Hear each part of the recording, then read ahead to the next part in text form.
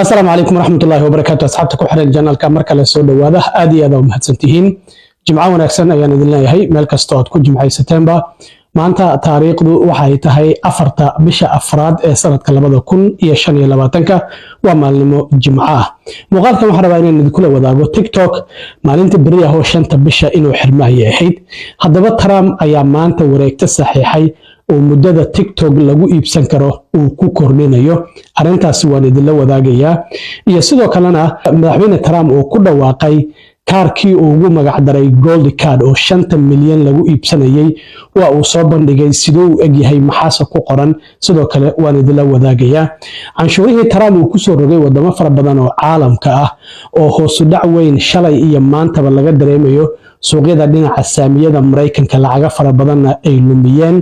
iyo sidoo kale China oo ka soo jawaabtayna waan idin la wadaagayaa ninkii wadanka gobolka Maryland ku noolaa ee wadanka El Salvador maamulka Trump uu masaafriyay oo goordhow garsoore maxkamad federaal oo maamulka Trump ku amray in ninkaasi dib loogu soo celiyo Mareykanka arintaasina sidoo kale waan idin la wadaagayaa balse marka hore aan ku bilaabay 5 maalmood ayuu ku kordhiyay waqtiga la iibsan karo TikTok hadii kale uu xirmayo caawa saqda dhexe ayuu ku ekaa oo 5 bisha ah marka Trump talaabo kale ayuu qaaday wareegta ayuu goordhow saxiixay uu ku kordhinayo muddada TikTok uu sii shaqeynayo isla markaana uu sii soconayo wada hadalka la doonayo in TikTok lagu iibsado haddaba wareegtada Trump uu goordhow saxiixay sidan ayay u qorneyd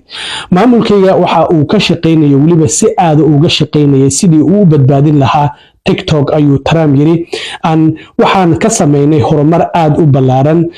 wuxuu yiri heshiis laga gaaro iibka TikTok waxa uu u baahan yahay shaqo aad u fara badan iyo in la xaqiijiyo in dhamaanba ay saxiixaan dhinacyada laga maarmaanka ay tahay oo ogolaadaan waa Shiinaha ama shirkadda iskale ByteDance iyo Mareykanka iyo dowladda Shiinaha dhamaantoodba in la isla ogolaado wuxuu yiri waa sidaas darteed sababta hadda aan u saxiixayo wareegtadan oo aan ku kordhinayo muddada TikTok uu ku sii shaqeyn karo 75 maalmood marka 75 maalmood oo dheeri ah ayuu Trump ku kordhiyay oo bire ka bilaabanaysa marka waxay noqonaysaa bisha May ee 30keeda in haddana TikTok ilaa iyo May 30keeda uu sii shaqeynayo inta laga helayo cid iibsanaysa waxa la leeyahay shirkado fara badan Amazon Walmart iyo kooxo badan oo ganacsatada oo isku tagay ayaa dalabyo fara badan soo gudbiyay laakiin wali ma jiro dalab ay shirkadda ByteDance oo iskala TikTok ay aqbashay waxaan ognahay TikTok inuu tartan kula jiray Amazon iyo Walmart iyo dhamaanba shirkadahan online-ka wax ku iibiyay marka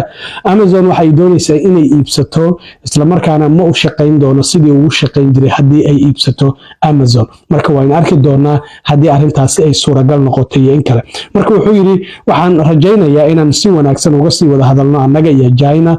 sidii TikTok loo iibsan lahaa waan fahansanahay ayuu yiri in aysan ku faraxsanayn canshuurta aan ku soo rogay taasi oo ah laga maarmaan isla markaana cadaalad ah in la balance gareeyo ganacsiga u dhaxeeya Mareykanka iyo waliba Shiinaha arintana waxa ay cadeyn u tahay in canshuurta aan ku soo rogay ay tool balaaran u tahay in awoodda ganacsiga isla markaana muhiimad ay u leedahay ammaanka qaranka marka waxa uu yiri ma rabno TikTok in uu qadka ka baxo ama daag uu noqdo madoobaado waxaana 19 January muddo 12 saacadood ay TikTok hawada uu ka maqnaa markaas kadib Trump markii 20 January xilka uu la wareegay uu wareegtada saxiixay oo 75 maalmood uu ku kordhiyay isla markaana TikTok uu dib u soo laabtay marka hadda caawa saqda dhexe oo 5 bisha ay noqonayso ayaa TikTok uu xirmi lahaa hadii Trump wareegtadan uusan maanta saxiix lahayn marka 75 maalmood oo kale oo dheeri ah ayuu hadda ku kordhiyay oo dhamaadka bisha May ee 30keeda ku eg sidaas darteed intaas ayaa laga sii wada hadlayaa sidii loo iibsan lahaa TikTok marka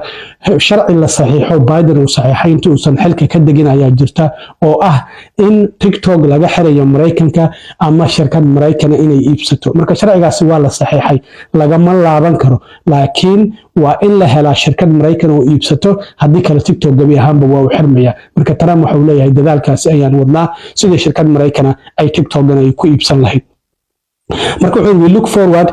waan kasii wada shaqayn doonaa ayuu yidhi sida aan tiktok annaga iyo china aan heshiis uga gaari lahayn arrintan waana idinka mahad celinayaa dareenkiina la xiriira arrintan marka trump sidaas ayuu leeyahay ma doonaya ayuu leeyahay tiktok inuu xirmo 75 maalmood oo dheeri ayuu ku kordhiyey wuxuu yidhi waxaan doonaynaa in tiktok uu sii shaqeeyo inta heshiiskan laga gaarayo oo shirkadda iskale ee ByteDance ay ka ogolaanayso in shirkad Maraykana ay uga iibiso arrintaas waan arki doonaa halka ay ku dambayso 75 maalmood oo dheeriya ayaa hadda lagu kordhiyay marka tiktok caawa ma xirmi doono sidii dhacday 19 January oo tiktok uu xirmay 12 saacadoodna hawada uu ka maqnaa markii dambana uu dib u soo laabtay haddaba ninkii Trump shalay oo khamiis ahayd waxa uu ku dhawaaqay kaarkii uu ugu magac daray gold card wuxuu yiri waxa uu dhigmaa green card oo dadka qofkii iibsanaya kaarkan dahabiga ah waxa uu ku iibsanayaa 5 milyan oo dollar markaas kadib xitaa waxa uu noqon karaa muwaadin Maraykana marka Trump waa kii ku dhawaaqay bishii hore laakiin shalay ayuu si rasmi ah u soo dhigay waa kan isagoo gacanta ku haya 5 milyan ayaa dhinac uga qoran 5 milyan United States ayaa sidoo kale kor uga qoran the Trump card ayaa ku qoran saxiixiisa ayaana ku qoran waliba sawirkiisa ayaa ka muuqda marka Trump waxa uu yiri waxaan doonaynaa inaan iibino malaayiin kamida kaarkan qof kastana 5 milyan markuu ku iibsado malaayiin la iibiyo xuri lacagta ka soo baxdo deynta Mareykanka lagu leeyahay ayaan isaga gudaynaa waxyaabo kalena waan ku qabsan karnaa marka waan arki doonaa inta kaar oo laga iibsan doono Trump gold cardkan uu soo bandhigay isla markaana uu ku dhawaaqay waxyaabaha kale ee ka soo kordhay sida loo iibsadana sidoo kale waan arki doonaa Trump canshuurta arbacadii uu ku dhawaaqay shalay iyo maantaba suuqyada caalamiga ah saamiyada aad ayaa looga dareemayay waxa la leeyahay suuqyada saamiyada Mareykanka 2.5 trilyan ayaa khamiistii oo kaliya ay lumiyeen maantana sidoo kale hoos u dhac weyn ayaa ka jira shiinuhu ay ka soo jawaabeen 34% ay iyaguna Mareykanka alaabta uga imaanaysa ay dul saareen oo taarifa waxa uu leeyahay marka arintaas way ku qaldameen ayuu Trump ku soo qoray bartiisa Truth Socialka waa ay qalqaleen ayuu leeyahay dalka shiinuhu laakiin waxa la arkay wasiirka maaliyadda oo dhahaya wadamadu waa inaysan ka soo jawaabin oo aysan ka jawaab celin taarifkan aan dul dhignay hadii kala caqabado kale ay la kulmi karaan marka canshuur ayaa ku dul saaraya adigana ma doonayo inaad ka soo jawaabto arintaas arin iskeenaysa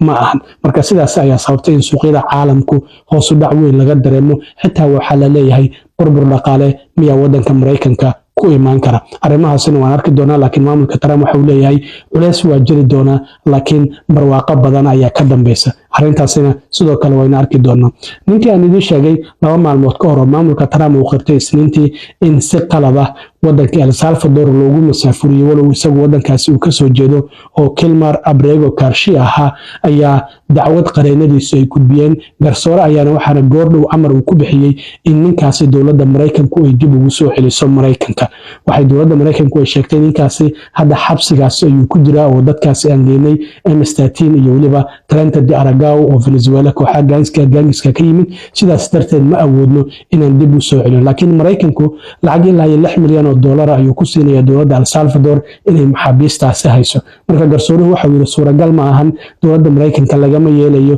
ma soo celin karno marka waa inay soo celiyaan xitaa xaaskiisa Jennifer ayaa maxkamadda ka hor hadashay waxay tiri waan ku xiisay waana ku biskareeyay sidaas darteed waxay dowladdu leedahay ninkan M13 ayuu ka mid ahaa sidaas darteed ayaan ku masaafurinay mana soo celin karno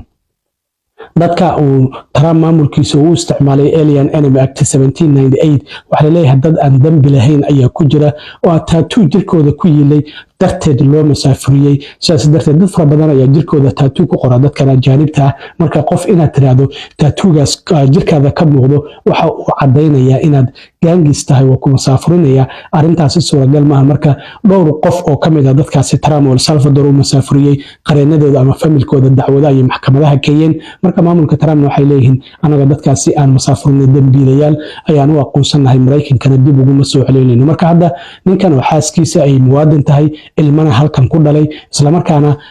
la yiri xitaa wadanka uu dhashay looma celin karo looma masaafurin karo maadaama ninkaas isagoo da'yar uu ka soo cararay kooxaha gaangiska ee xilligaasi ka jiray wadanka El Salvador walow hadda madaxweynaha wadankaasi Nayib Bukele uu xabsi ku guray kooxihii gaangiska oo wadanka hadda ammaan uu yahay haddana dowladda Mareykanka waxay tiri sooma celin karno laakiin garsoorahan waxa uu leeyahay waa inaad soo celisaan oo weliba maraykanka lagu soo celiyay ninkaasi xaaskiisa iyo canugiisana loo keeno marka arrintaasina halkay ku dhammaato waynu arki doonaa aad iyo aad u mahadsantiin asxaabta intaan mar kale kulmi doono waa saaxiibkiin cilmi waaro idinla sidaa iyo nabadgelyo